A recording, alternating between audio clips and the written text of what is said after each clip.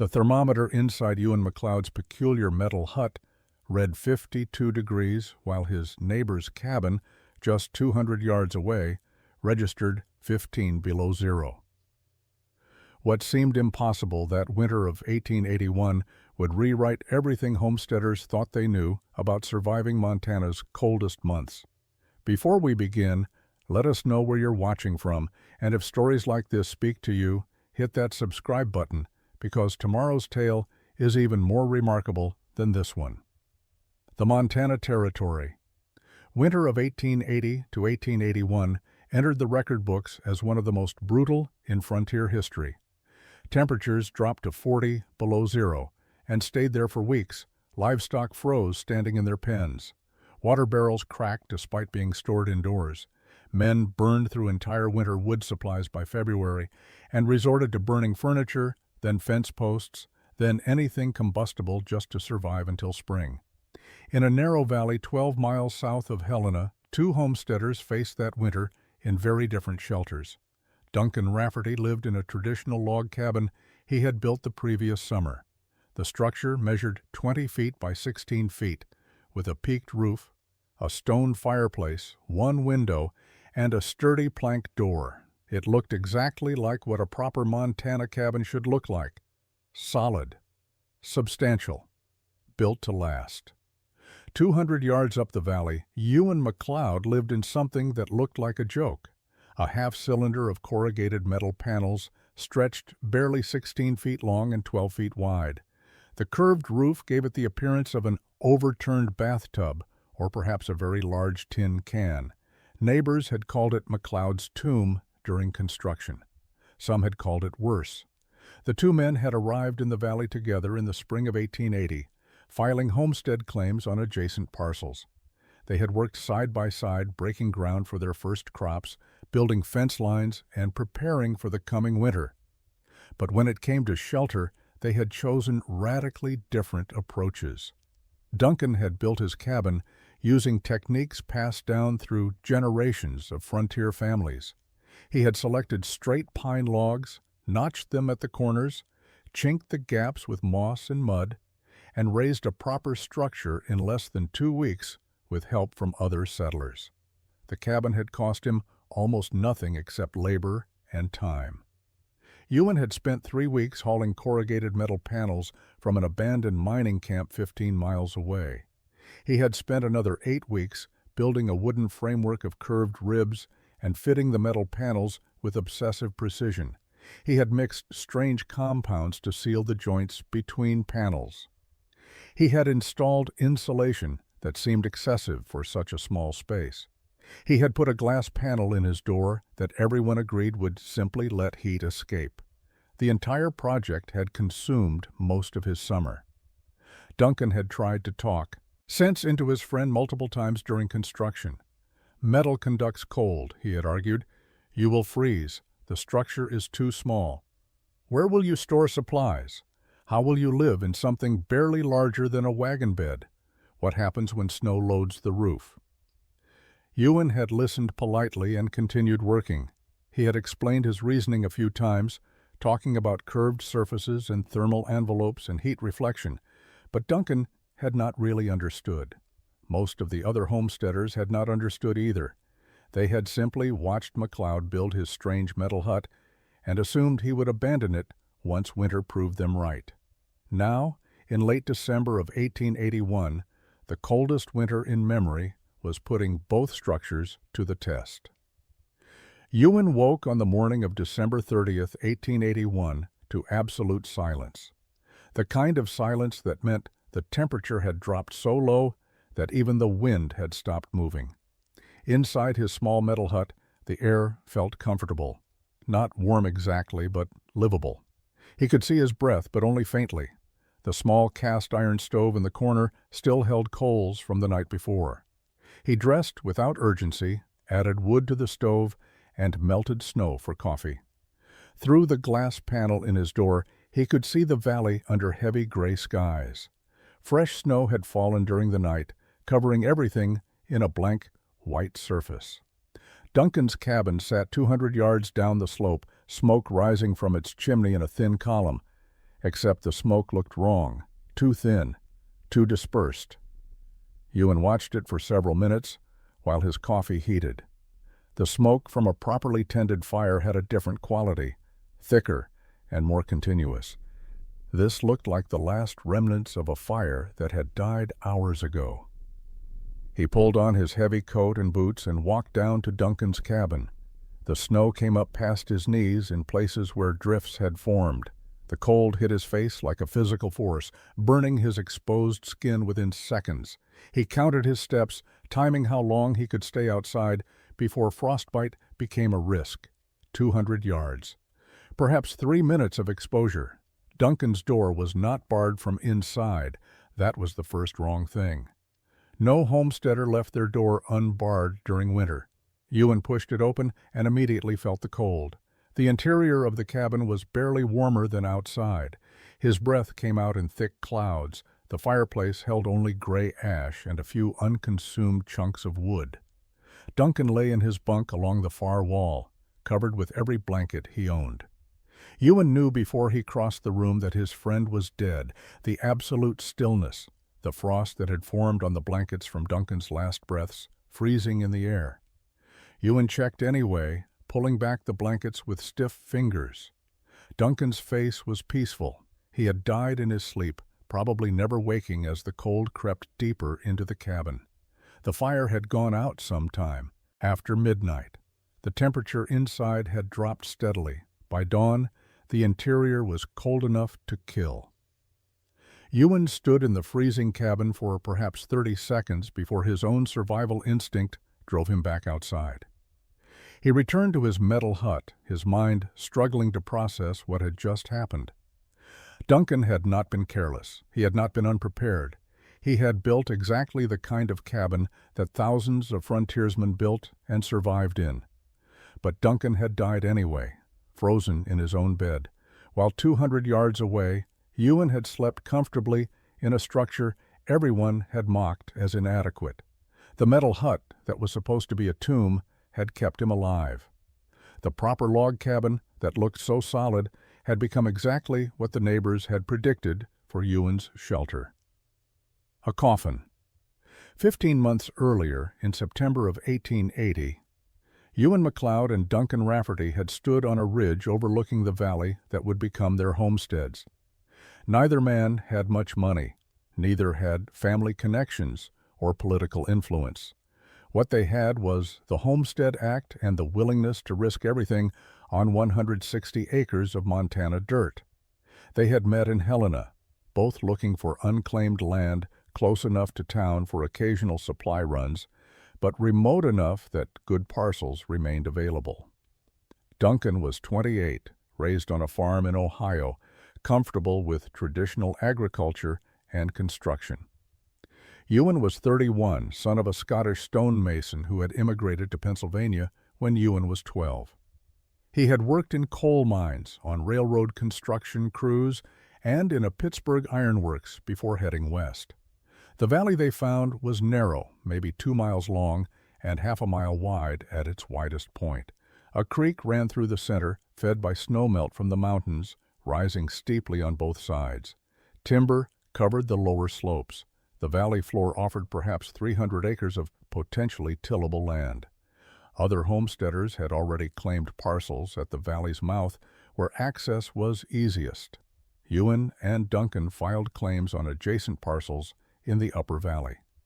The land was harder to reach, but it offered good water access and sufficient timber for building. They spent the fall of 1880 breaking ground for spring planting, cutting hay for livestock they did not yet own, and preparing for their first winter. The question of shelter divided them from the start. Duncan wanted to build immediately, using proven methods. A log cabin could go up in 2 weeks with help from neighbors. It would provide solid protection through the winter. They could refine and improve it over time, but the basic structure needed to happen fast. Ewan hesitated. He had seen too many poorly built cabins during his travels west, structures that leaked, that filled with smoke, that required constant fires to remain barely habitable. He had watched men freeze in cabins that looked solid from outside but had fatal flaws in their construction, gaps in the chinking, cold spots where walls met, roofs that leaked or collapsed under snow load. Duncan argued that perfect was the enemy of good enough. They needed shelter before snow fell. Traditional log construction worked because thousands of men had proven it worked. Trying to reinvent basic shelter was foolish when winter was coming. Ewan could not articulate exactly what bothered him about standard cabin construction, but something did. The corners where logs notched together always seemed weak. The chinking between logs always seemed to fail. The rectangular shape created cold spots where air did not circulate properly. And the size, most homesteaders built cabins as large as they could manage, assuming bigger meant better. They agreed to disagree. Duncan would build his cabin using traditional methods. Ewan would build whatever he thought would work better. If Ewan failed, he could shelter with Duncan through the winter. If both structures succeeded, they would have proven two different approaches. Neither man imagined that the decision would cost one of them his life. In late September of 1880, Ewan rode 15 miles northeast to investigate rumors of an abandoned silver mining operation. The claim had played out after 2 years of marginal production. The miners had left everything behind that was not worth hauling back to civilization. Ewan hoped to salvage tools, perhaps some hardware, maybe lumber, if the buildings were intact enough to dismantle. What he found was better and stranger than he had expected.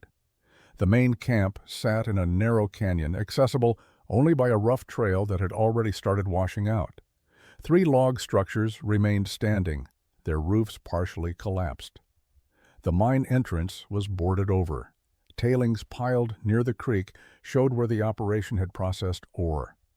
But off to the side, partially hidden by scrub pine, sat a structure unlike anything Ewan had seen on the frontier. It was a half-cylinder of corrugated metal panels, maybe 20 feet long and 12 feet wide.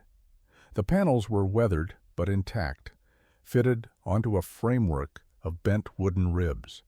The building had been used for equipment storage based on the rusted machinery parts scattered inside. Ewan walked around it 3 times, studying the construction. The metal panels were stamped sheet iron, corrugated for strength, overlapping slightly at their edges. Someone had sealed the joints with what looked like tar.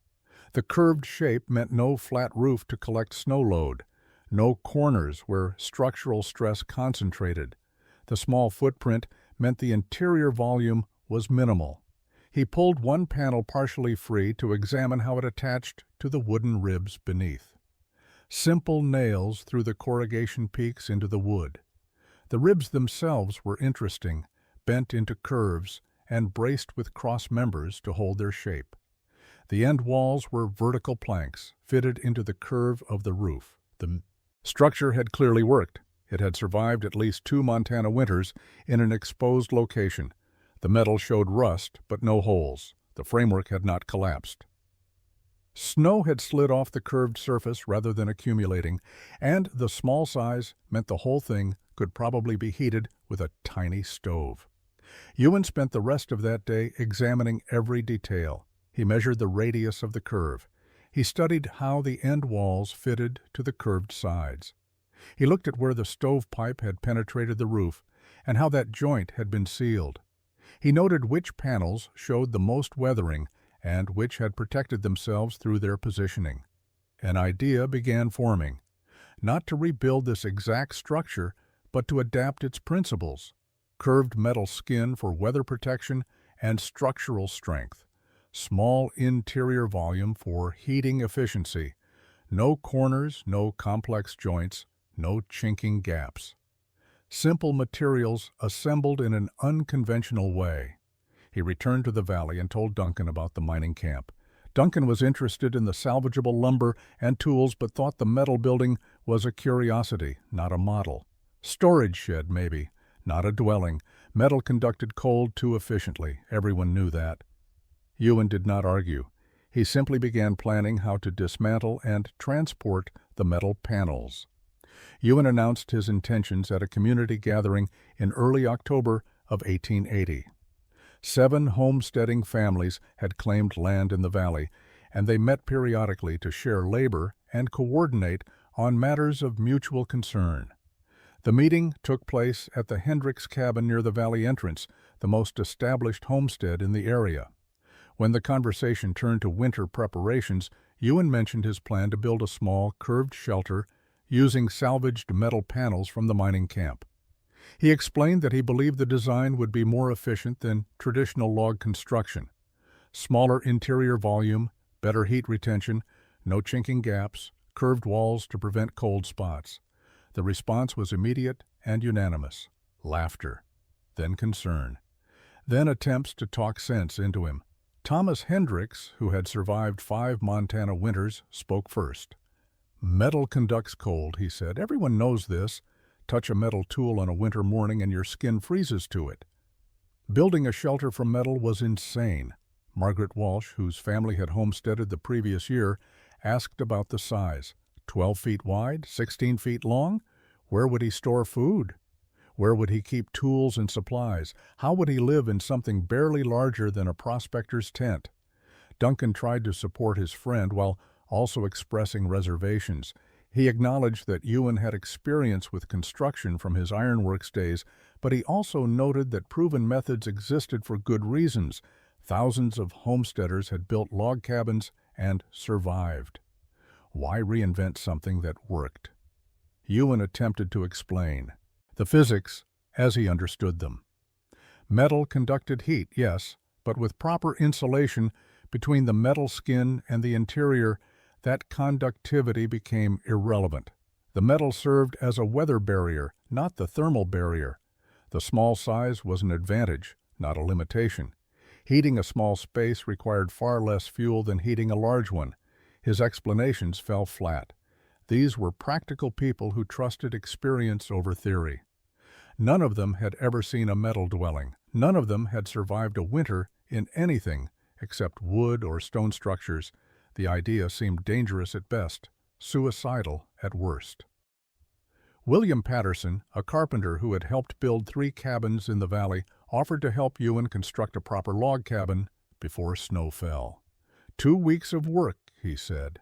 Everyone would contribute labor. Ewan would have a real shelter that would keep him alive through winter.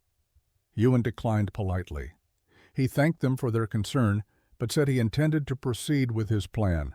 If it failed, he would accept responsibility for that failure. He was not asking anyone else to take the risk with him.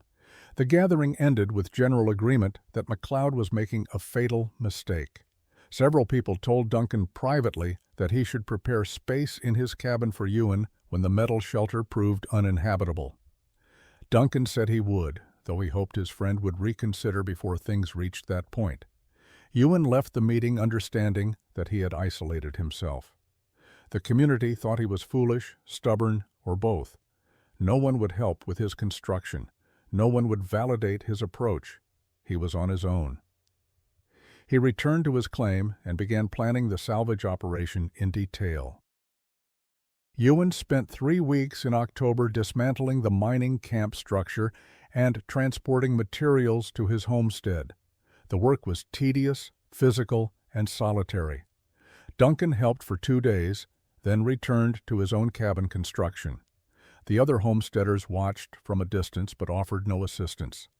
The metal panels proved more difficult to remove than Ewan had anticipated. Years of weather had corroded some of the nails holding them to the wooden ribs. He had to work carefully to avoid bending the panels, which would compromise their strength and make them harder to refit. Each panel was roughly 3 feet wide and 8 feet long, corrugated for rigidity, and heavier than it looked. He developed a system. Pry nails carefully using a wrecking bar. Lower each panel to the ground without dropping it.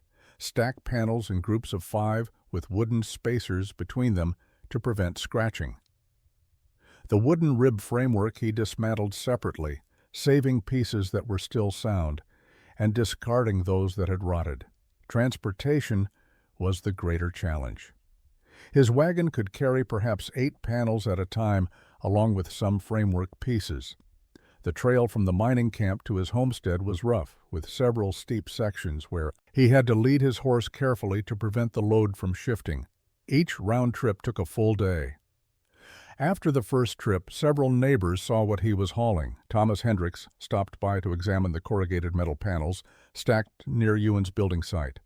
He ran his hand over the rust-streaked surface and shook his head. "This will kill you," he said simply. "When you freeze, do not expect us to feel guilty about it. We warned you." Ewan continued working. 6 trips to the mining camp. 48 metal panels total, plus framework lumber, a small cast-iron stove he found in one of the collapsed building's stovepipe sections, and various hardware. By early November, all materials were on site, and Ewan began construction. Duncan finished his own cabin in mid-October and spent several days helping other homesteaders with their preparations. He cut firewood, helped repair a barn roof, and assisted with slaughtering hogs.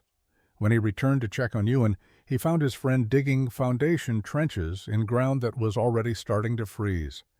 The trenches formed a rectangular outline 12 feet wide and 16 feet long. Ewan explained that he was creating a level base filled with gravel for drainage. Duncan pointed out that most cabins simply sat on the ground or on a few flat rocks at the corners. The elaborate foundation seemed like wasted effort for a structure that probably would not survive winter anyway. Ewan kept digging. He hauled rocks from the creek to fill the trenches, creating a perimeter foundation that would keep the wooden floor frame off the ground and prevent moisture damage. The work took 4 days. Duncan stopped commenting and simply watched, occasionally helping when Ewan needed a second pair of hands. By late November, the foundation was complete, and Ewan began building the curved rib framework that would support the metal skin. The curved wooden ribs were the structural skeleton of Ewan's design. Each rib needed to be identical in shape, strong enough to support the metal panels and snow load, and precisely spaced to distribute stress evenly. Ewan had no formal training in structural engineering, but he understood intuitively that the arch was one of nature's strongest shapes. He started by creating a template. Using green willow branches that could be bent without breaking, he formed a half circle with a 12-foot diameter.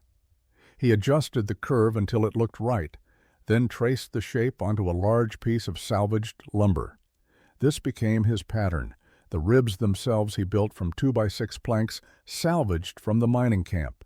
Single planks were not long enough to form the complete curve, so he had to join sections. He cut precise angles where pieces met, overlapped them by 2 feet, and bolted them together with iron hardware.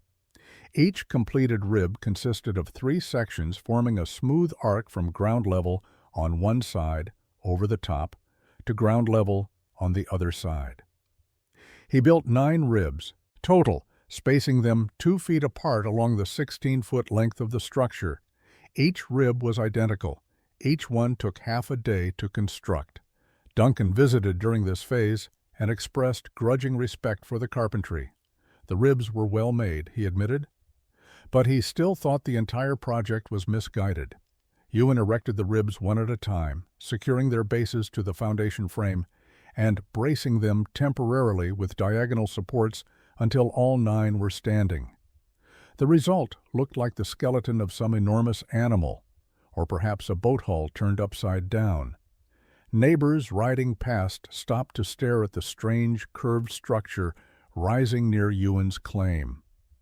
Between the ribs, Ewan installed horizontal crossmembers called purlins. These ran lengthwise along the structure, connecting all 9 ribs and preventing them from twisting or collapsing inward. He spaced the purlins 18 inches apart, creating a grid pattern across the curved surface. The metal panels would attach to these purlins. The end walls presented a different challenge. The curved ribs created a half-circle opening at each end that needed to be closed with vertical walls. Ewan built these from salvaged planks, cutting the top edge of each wall to match the curve of the ribs. He framed a door opening in one end wall and a small window opening in the other. By early December, the framework was complete. The structure looked increasingly strange to outside observers. The curved skeleton seemed fragile, almost delicate. Most homesteaders built heavy, solid-looking structures. This looked like it might blow away in the first strong wind. Ewan knew better. The arch distributed weight efficiently. The multiple ribs meant no single point of failure. The cross members prevented racking or twisting. The framework was actually stronger than it appeared, capable of supporting far more weight than the metal panels and snow load would impose. He began fitting the metal panels, working from bottom to top on one side, then repeating the process on the other side. The corrugated metal panels were unforgiving material. Unlike logs that could be notched and adjusted, or planks that could be trimmed to fit, the metal panels had fixed dimensions and rigid shapes. They either aligned properly or they did not. There was no middle ground. Ewan started at the bottom of one side, positioning the first panel against the curved ribs. The corrugations ran horizontally, creating a series of ridges and valleys across each panel's surface. He had to align the panel so its edge sat precisely on a rib, allowing him to nail through the corrugation peaks into the wood beneath. The first panel went up easily enough. The second panel, positioned directly above it, revealed the central challenge. The panels needed to meet edge to edge with minimal gap. Overlapping them would create ridges that disrupted the smooth curve. Leaving gaps would allow wind and cold to penetrate. He discovered that the curved surface magnified small errors. A panel that seemed properly aligned at one end would be off by half an inch at the other end. That half inch multiplied across multiple panels would create unusable gaps or force panels to buckle where they should lie flat. Ewan developed a measuring system. Before positioning each panel, he measured from fixed reference points on the framework to determine exactly where the panel edges should fall. He marked these positions with chalk. Only when the measurements confirmed proper alignment did he nail the panel in place. The work was slow. Each panel required multiple measurements, careful positioning, and verification before fastening. He used short nails driven through the corrugation peaks, spacing them every 12 inches. Too few nails and the panel would flex or rattle in wind. Too many, and he risked splitting the wood ribs or creating unnecessary penetrations in the metal. Duncan visited in mid-December and watched Ewan spend 2 hours installing a single panel. At that rate, Duncan calculated, finishing the entire structure would take weeks. Winter was already here. Temperatures were dropping. The framework offered no protection from wind or snow. Ewan acknowledged the slow pace, but refused to rush. A poorly fitted panel would compromise the entire structure. Gaps would let cold air penetrate. Misalignment would create stress points where panels might tear free during storms. The precision was not perfectionism.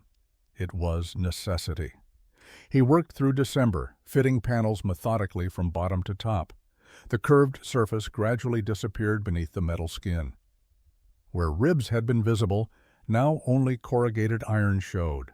The structure began to look more solid, more intentional, less like an experiment and more like actual shelter. By Christmas of 1880, 3/4 of the panels were installed. The structure was still open at the top where the final curved sections would meet. Snow fell through this opening, accumulating on the dirt floor inside. Ewan slept in a tent near his work site, rising each morning to continue fitting panels in numbing cold. Neighbors thought he had lost his mind entirely. Building a cabin should not take this long or require this much obsessive attention to detail. But Ewan kept working. Installing the panels was half the challenge. Sealing the joints between them was the other half. Ewan understood that even perfectly fitted panels would leave hairline gaps where edges met. Those gaps would allow air infiltration, destroying the thermal efficiency he needed. He began experimenting with sealing compounds in early January of 1881. His first attempt used pine tar, a traditional frontier sealant. He heated the tar until it became liquid, then applied it to the joints between panels using a brush. The tar filled the gaps adequately, but when it cooled and hardened, it became brittle. The metal panels expanded and contracted with temperature changes. The rigid tar cracked, reopening the gaps it was meant to seal. His second attempt used a mixture of clay and water, similar to the chinking used between logs. The clay stayed flexible when dry, but it did not adhere well to the metal surface. It could be scraped off easily, and the first rain would wash it away entirely. Ewan needed something that would adhere to metal, remain flexible through temperature cycles, resist water, and cure into a durable seal. No traditional frontier material met all those requirements. He would have to create something new. He started with rendered animal fat from a hog Duncan had slaughtered in December.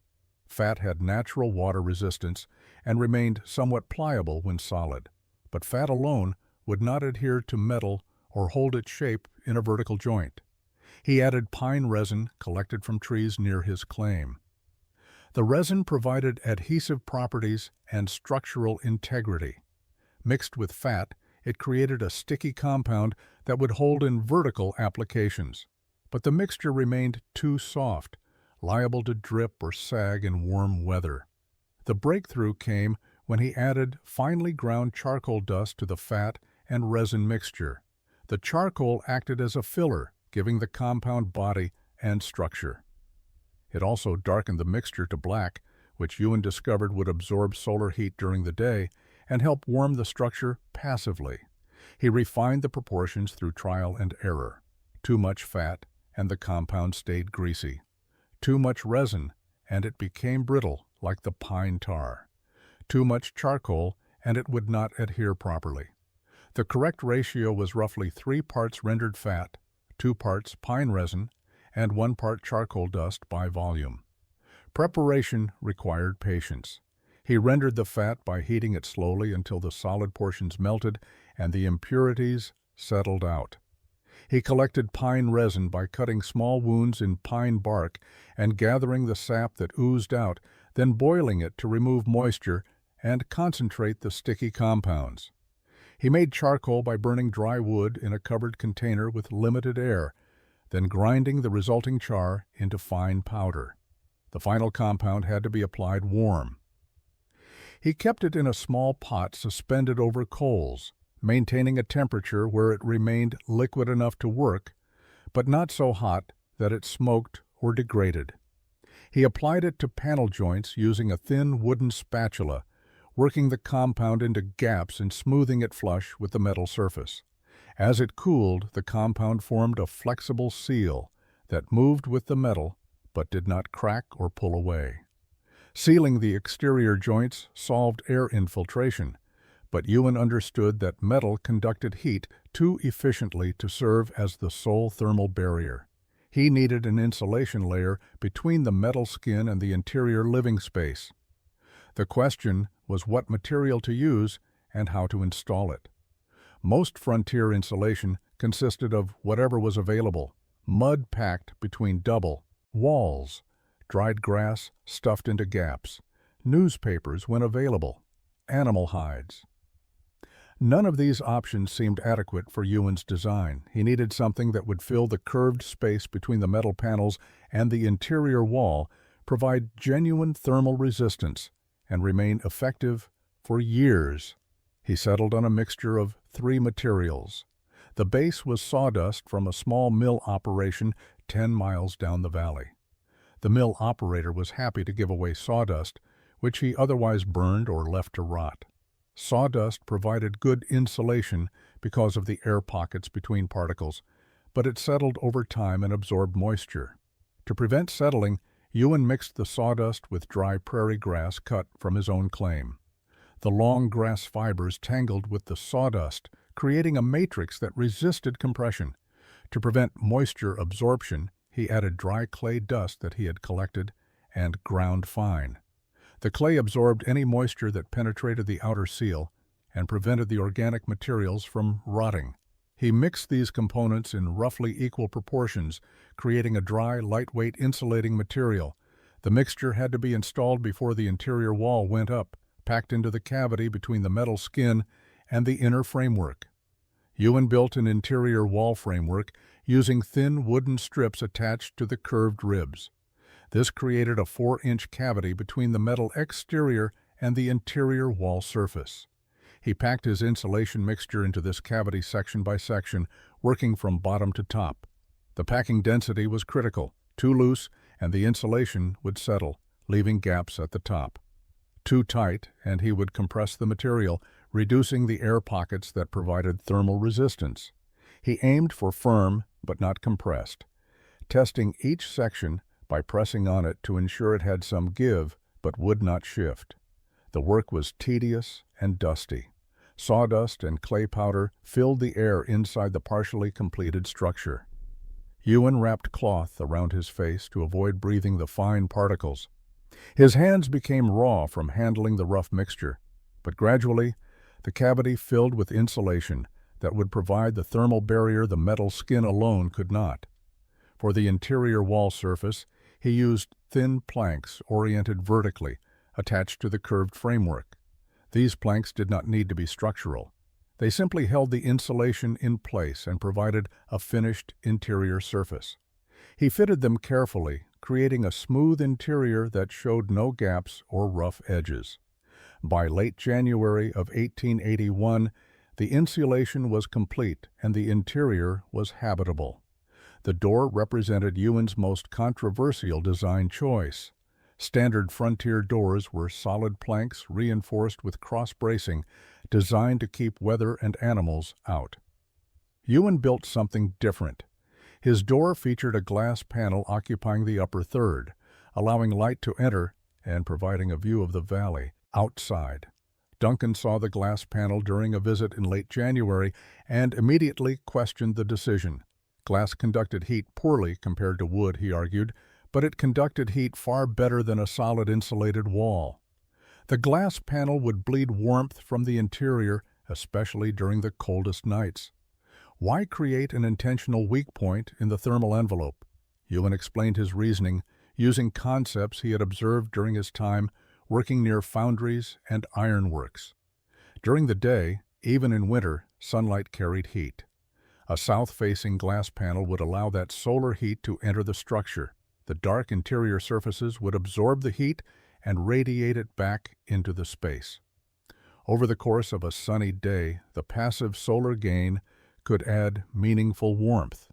Duncan remained skeptical. How much heat could weak winter sunlight really provide? And what about nighttime, when the glass panel would simply radiate heat outward into the freezing darkness? The losses would exceed the gains. Ewan had a solution for nighttime heat loss. He built an interior shutter from thick planks, heavily insulated on the outward-facing side with layers of felt and canvas. The shutter hung on hinges attached to the interior wall. During the day, it folded back against the wall, leaving the glass panel exposed. At night, he could close the shutter, creating an insulated barrier over the glass. The door itself was built with the same precision he had applied to the rest of the structure. The frame was mortised into the end wall, creating a solid connection that could not be forced. The door planks were thick pine, joined with tongue and groove joinery for strength. Iron hardware salvaged from the mining camp provided hinges and a latch mechanism. He positioned the door on the south-facing end wall, maximizing sun exposure. The glass panel was salvaged window glass, 4 small panes held in a wooden frame that was mortised into the door structure. The glass was wavy and imperfect, but it allowed light to pass and provided visibility. When Ewan closed and latched the door for the first time in early February, he stood inside his completed structure and looked out through the glass panel at the snow-covered valley. Light filled the interior despite the small window on the opposite end wall being shuttered. The space felt less claustrophobic than he had feared. The curved walls and ceiling created an impression of more volume than the actual square footage suggested. That night, he lit a fire in the small cast-iron stove and closed the interior shutter over the glass panel. Within an hour, the temperature inside had risen to comfortable levels. He needed far less firewood than he had anticipated. The small stove, fed modestly, heated the entire space efficiently. The metal hut was complete. Now it needed to prove itself. Ewan moved into his completed structure in early February of 1881. The true test would come during the following winter, but late winter provided an initial assessment of the design's functionality. Temperatures still dropped below zero most nights. Wind swept down the valley regularly. Snow continued to fall, though less heavily than in December and January. The first thing Ewan noticed was the absence of drafts. In every log cabin he had visited or occupied, air movement was constant. Cold air seeped through chinking gaps, around windows, under doors. You could feel the drafts as distinct cold currents moving across the floor or down from the ceiling. Inside the metal hut, the air was still. When he held a candle flame near the walls or door, it did not flicker.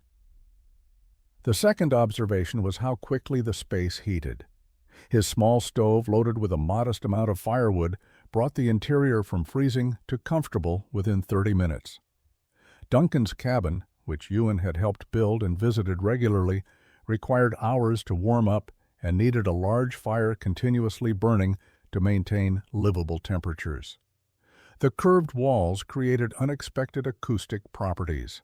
Sounds inside had a slightly hollow quality, different from the dead absorption of log walls. But this was a minor oddity, not a problem. More importantly, the curves seemed to promote air circulation. Warm air from the stove rose to the curved ceiling, spread along the arch, and descended along the walls, creating a natural convection current that distributed heat evenly. Duncan visited in mid-February and spent an evening inside the metal hut. He had to admit that the interior was comfortable, warmer than he expected, no drafts, but he attributed this partly to luck and partly to the newness of the construction. "Give it a few months," he said. "The seals would fail. The insulation would settle. The structure would develop problems." Ewan did not argue. He simply continued living in the space, monitoring its performance.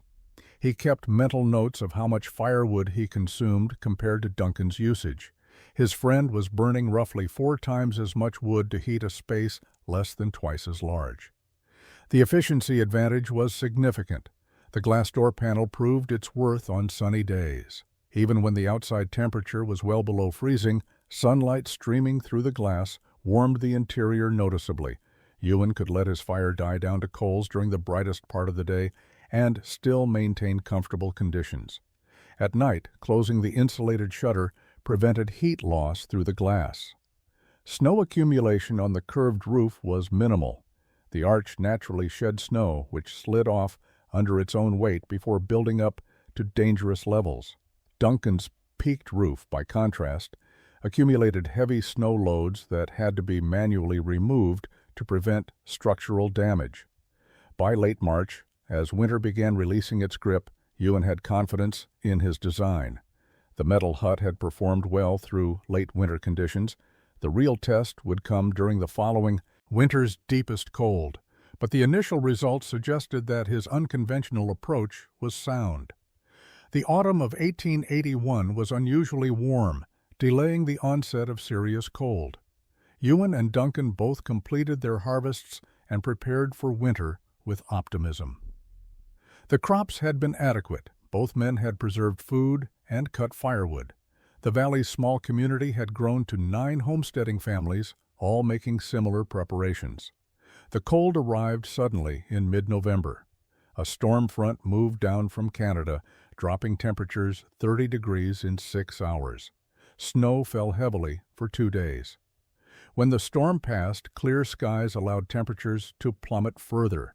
By November 20th, nighttime lows were reaching 15 below zero. Duncan burned firewood at an alarming rate. His cabin, which had seemed adequate during the previous winter, revealed weaknesses under the sustained cold. The chinking between logs had dried and cracked over the summer. Gaps had opened that he had not noticed during warmer months. Cold air infiltrated constantly. The corners of the cabin stayed cold regardless of how large a fire he maintained in the fireplace. He visited Ewan on November 22nd, ostensibly to check on his friend, but also seeking relief from his own cold cabin. Inside the metal hut, he found Ewan comfortable in shirt sleeves, a small fire burning in the stove. The contrast was jarring. Duncan's cabin required him to stay within a few feet of the fireplace to remain warm. Ewan's entire small space maintained even comfortable temperature. Duncan examined the walls, looking for the source of heat he assumed must exist beyond the small stove. There was none. The stove, barely 2 feet across, was the only heat source. Yet the space felt uniformly warm. He placed his hand on the interior wall, slightly cool to the touch but not cold, not radiating the penetrating chill that log walls transmitted from outside. Ewan explained again the principles he had used. The sealed metal exterior stopped air infiltration. The insulation layer prevented heat conduction through the walls. The small volume meant less cubic footage to warm. The curved shape promoted air circulation. Every element worked together to retain heat efficiently. Duncan understood intellectually, but struggled to accept emotionally that this small, odd structure outperformed his substantial log cabin so dramatically. He asked about firewood consumption.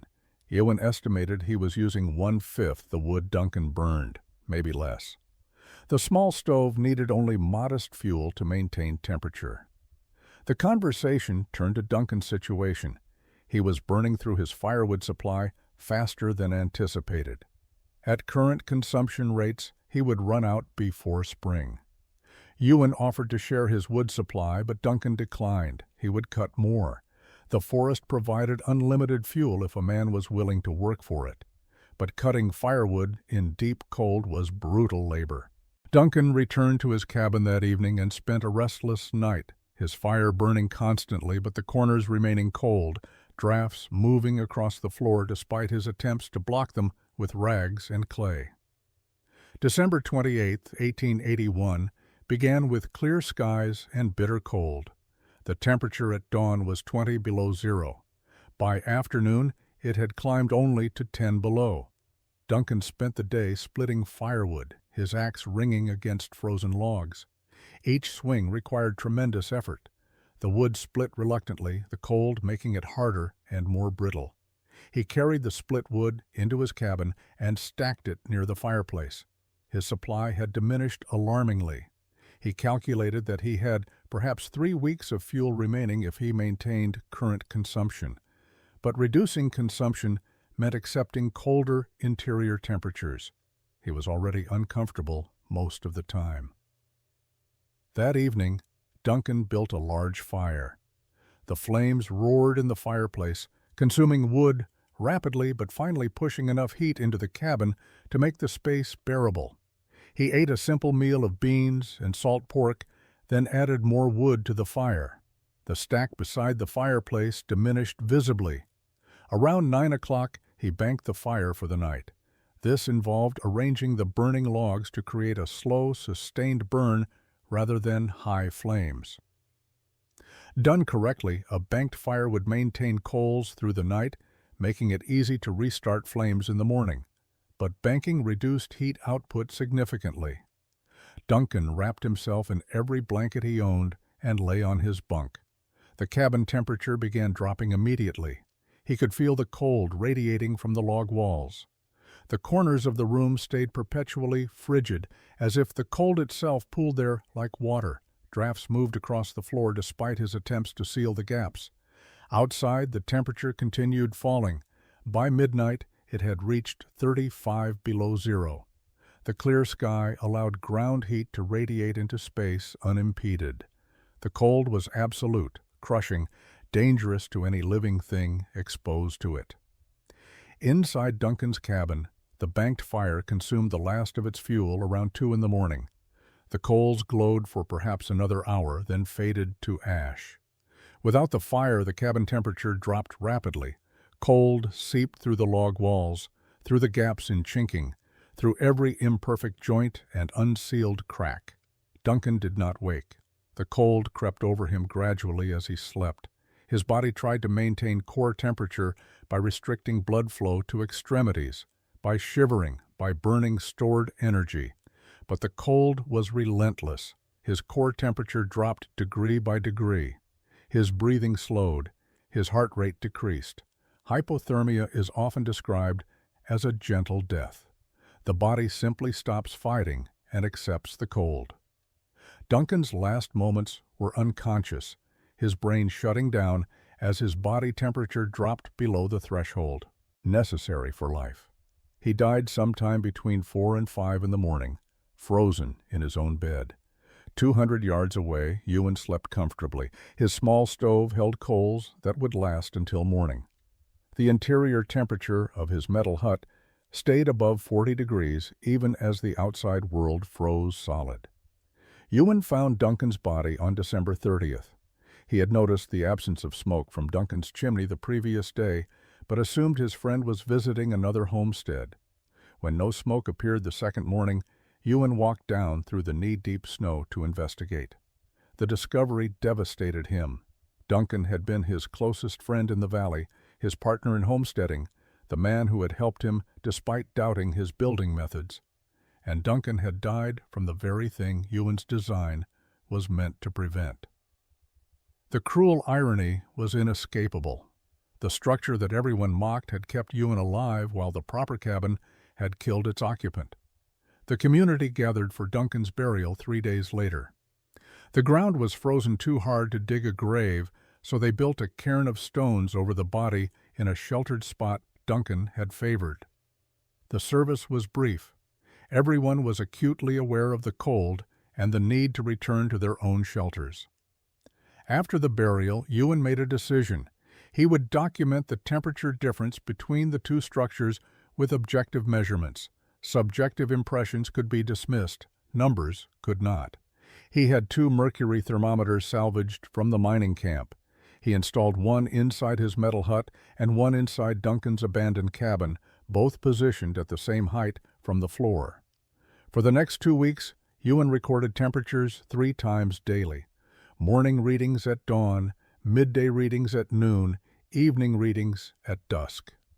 He maintained a small fire in his own stove as usual, but left Duncan's cabin unheated. The results were stark and consistent.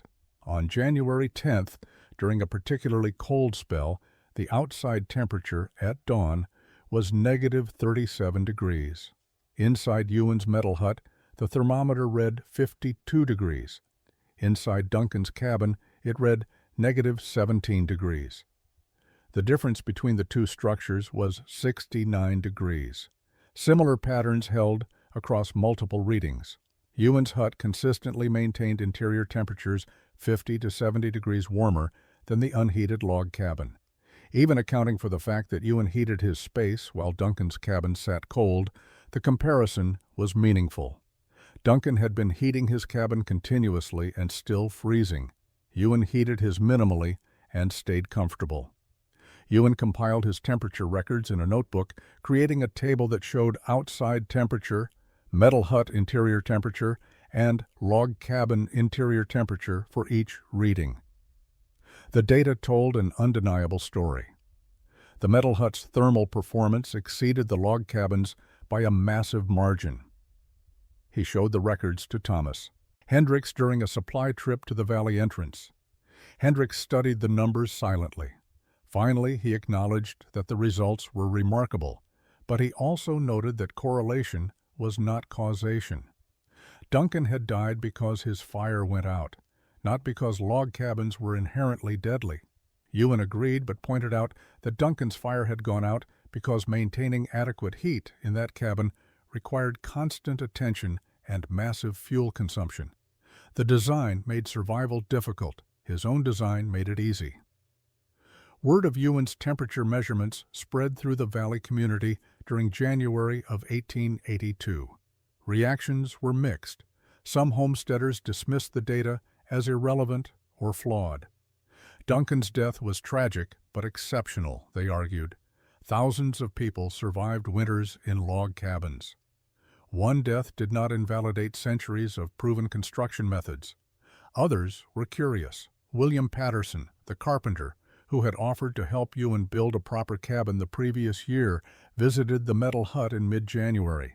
He spent an hour examining the construction details. He noted the precision panel fitting, the ceiling compound, the insulation layer, the door design. He asked detailed questions about each element. Patterson acknowledged that the workmanship was excellent and the results were impressive, but he remained skeptical about scalability. Building this structure had taken Ewan months of obsessive effort. Most homesteaders could not or would not invest that kind of time in shelter construction. The techniques might work, but they were impractical for general use. Margaret Walsh visited with her husband in late January. Their cabin had developed significant drafts over the winter, and they were struggling to stay warm despite burning firewood constantly. Inside Ewan's hut, Margaret stood near the center of the room and slowly turned, examining the curved walls and ceiling. The space felt warm and still. No drafts, no cold corners. She asked if Ewan thought the design could be adapted for a family. Her household included herself, her husband, and 3 children. They needed more space than Ewan's small hut provided. Could the same principles work for a larger structure? Ewan thought carefully before answering. The curved design could scale up, but larger sizes would require more robust framework and more complex construction. The efficiency advantages might diminish as volume increased. 2 homesteaders made concrete plans to build similar structures before the following winter. Samuel Wright, a bachelor trapper who spent months away from his claim, wanted minimal shelter that would survive unattended. The metal hut design appealed to him because it required no maintenance and could be secured easily. Peter Larson, whose family had nearly run out of firewood during the current winter, was motivated by fuel efficiency. His firewood consumption was unsustainable. He needed shelter that could be heated with less fuel. Ewan agreed to help both men with their construction projects when weather permitted. He would share his techniques freely. The knowledge had cost Duncan his life. If it could save others, that gave Duncan's death some meaning. But the majority of Valley residents remained unconvinced. They continued building and living in traditional log cabins, accepting the drafts and cold spots and massive firewood consumption as normal parts of frontier life. Change came slowly, especially when it required abandoning familiar methods. The winter of 1881 to 1882 became known throughout the Montana Territory as the Long Cold. Temperatures stayed below zero for weeks at a stretch. Snow accumulated to depths that made travel nearly impossible. Wildlife retreated to sheltered areas or died. Livestock perished despite the best efforts of their owners, and people struggled to survive in shelters that were inadequate for the relentless cold. Ewan's metal hut performed flawlessly. Through January, February, and into March, he maintained comfortable interior conditions with minimal firewood consumption. His daily routine was simple. Wake, add wood to the stove, prepare breakfast, complete necessary chores, return before dark, bank the stove for night. The structure required no attention beyond basic fire tending. Other homesteaders fought constant battles against the cold.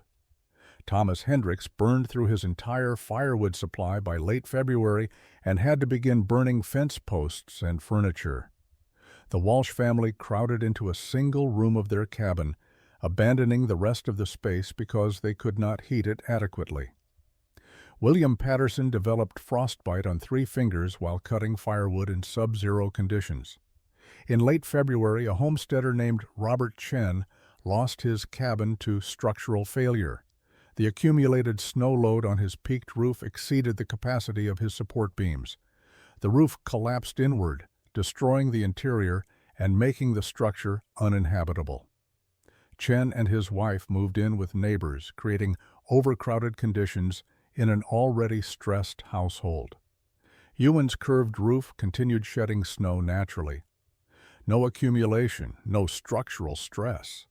The design that had seemed fragile and inadequate proved more robust than traditional construction under extreme conditions. Spring arrived in late March, bringing temperatures above freezing and melting the massive snow accumulation. As the valley emerged from winter, the toll became apparent.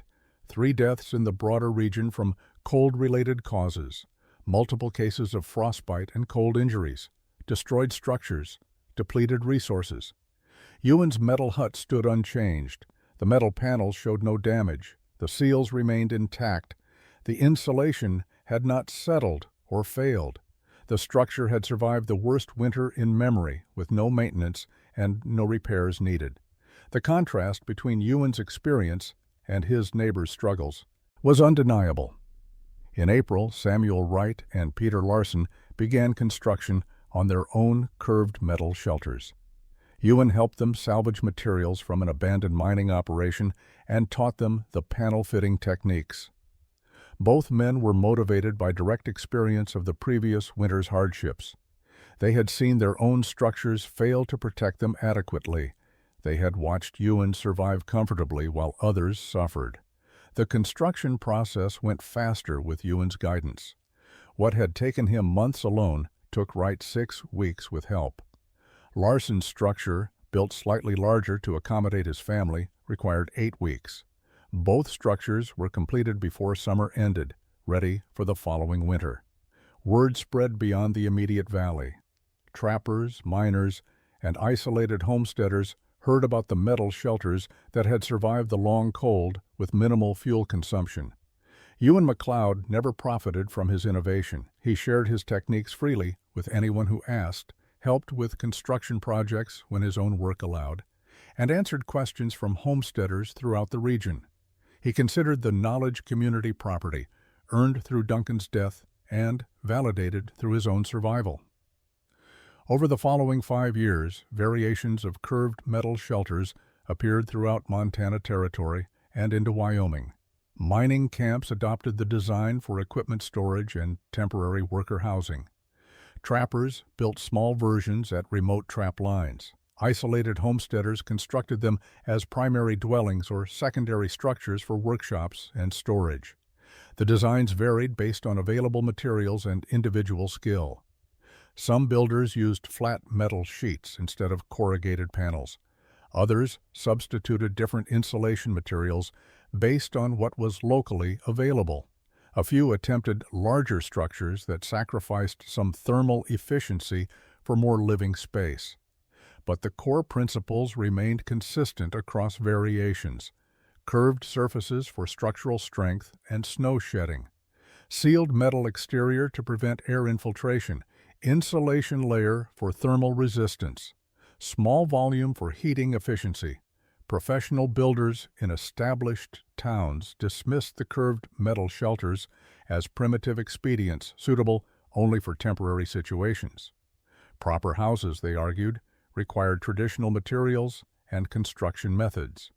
But in remote areas where survival was more important than convention, the practical advantages of Ewan's design made it appealing. Ewan himself left the Montana Territory in 1886. He had proven his homestead claim, established a productive farm, and saved enough money to pursue opportunities elsewhere. He moved to Oregon, married in 1887, and worked as a carpenter in Salem. He built conventional houses for paying customers and never mentioned his Montana innovations unless specifically asked.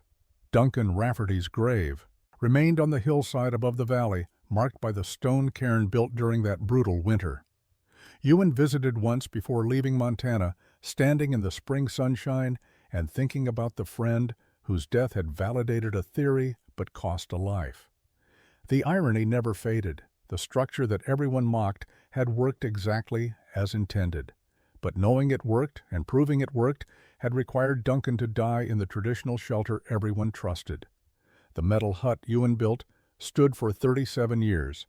Subsequent owners maintained it with minimal effort, replacing worn seals occasionally but finding the basic structure sound and functional. In 1918, a forest fire swept through the valley. The metal hut survived while surrounding wooden structures burned. Eventually, Time and neglect led to its abandonment, but even derelict, it remained standing when similar-aged log cabins had collapsed. Modern historians estimate that variations of Ewan's curved metal shelter design saved between 20 and 40 lives over the 2 decades following the long cold winter. The exact number is unknowable, because survival leaves fewer records than death. But accounts from the period reference the shelters multiple times, noting their thermal efficiency and structural resilience in conditions that destroyed conventional buildings.